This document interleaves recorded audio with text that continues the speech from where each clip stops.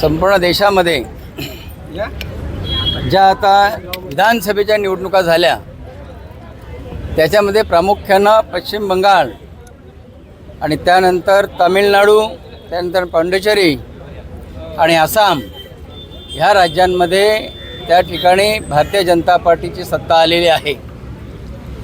मी ह्या निमित्तानं आपल्या देशाचे यशस्वी पंतप्रधान नरेंद्र मोदीजी, त्याचबरोबर आमचे चाणक्य आणि केंद्राचे आपले गृहमंत्री सन्माननीय अमित शहाजी आणि त्यांच्या बरोबरीनं आपल्या महाराष्ट्राचे लाडके नेतृत्व माननीय मुख्यमंत्री सन्माननीय देवेंद्र फडणवीस साहेब, त्याचबरोबर आपले प्रदेशाचे अध्यक्ष आमदार सन्माननीय रवींद्र चव्हाण साहेब, संपूर्ण टीमचं मी या ठिकाणी मनापासून अभिनंदन करेन की ज्या राज्यामध्ये संपूर्ण केंद्रामध्ये सगळे राज्य होते, हा पश्चिम बंगाल होता की नव्हता ही शंका प्रत्येकाच्या मनात त्या ठिकाणी होती। स्वातंत्र्यानंतर त्या ठिकाणी कम्युनिस्टांनी राज्य केलं, त्यांनी राक्षसी प्रवृत्तीनं त्या ठिकाणी लोकांवर अन्याय करून राज्यकारभार केला।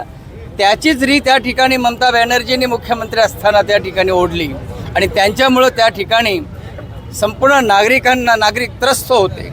ह्या नागरिकांना त्यांच्या त्या जोखाडातून बाहेर काढण्यासाठी गेली अनेक वर्ष त्या ठिकाणी भारतीय जनता पार्टी प्रयत्नशील होती। ज्या ज्या ठिकाणी अन्याय होतोय त्या ठिकाणी अन्यायाच्या विरुद्ध लढण्याची भूमिका ही भारतीय जनता पार्टीची आहे आणि आपले यशस्वी पंतप्रधान नरेंद्र मोदीजी यांनी त्या ठिकाणी ठरवलं, कारण केंद्रामधून ज्या ज्या योजना त्या ठिकाणी होत होत्या, परंतु सगळ्या देशामधल्या राज्यांमध्ये त्या योजना जात होत्या, परंतु त्या योजना पश्चिम बंगालमध्ये त्या ठिकाणी ममता दीदी लागू करत नव्हत्या आणि हा विषय त्या ठिकाणी प्रामुख्यानं फार त्रासाचा आणि त्या ठिकाणी भारतापेक्षा वेगळ्या पद्धतीनं वागण्याची भूमिका त्या ठिकाणी होती। अतिरेक्यांची कारवाई कुठून सुरुवात होत होती, उलट त्यांच्यापासून संरक्षणाचा एक धोका निर्माण झाला होता देशाला।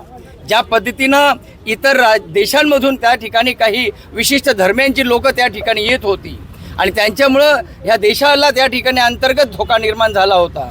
ह्या सगळ्या पार्श्वभूमीवर त्याचबरोबर त्यांची जी गुंडशाही त्या ठिकाणी सुरू होती, त्यांची त्या ठिकाणी हुकुमशाही सुरू होती, ती हुकुमशाही मोडण्याकरता त्या ठिकाणी आज भारतीय जनता पार्टीनं जोर लावला आणि भारतीय जनता पार्टी यशस्वी झाली आणि ज्या पद्धतीनं त्यांनी राज्यकारभार केला त्या राज्यकारभाराच्या विरोधात त्या ठिकाणी संपूर्ण देश एकवटला, संपूर्ण देश त्या ठिकाणी आनंद उत्सव साजरा करतोय।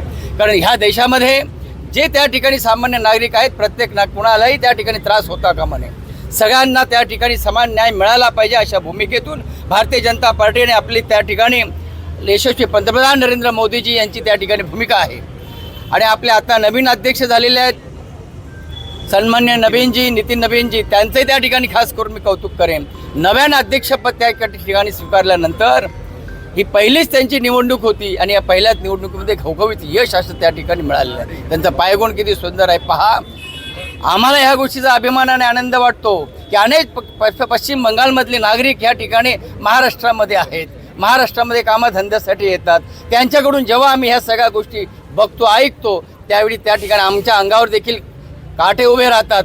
कलकत्त्याची त्या ठिकाणी घडलेली घटना आपण पाहिली असेल, त्या बहिणीची, एका लेडीजची अतिशय विदारक अशी ती घटना आहे।